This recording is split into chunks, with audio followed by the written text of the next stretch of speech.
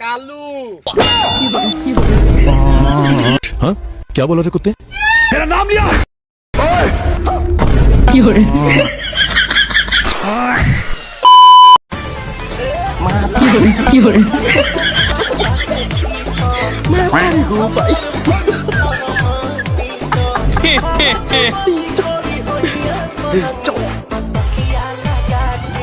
কাকা আমি ঝাঁকানাকা সরকারি অফিস থেকে এসেছি। আমি এই আপনাদের মতো কৃষকদের থেকে কিছু তথ্য নিতে চাই।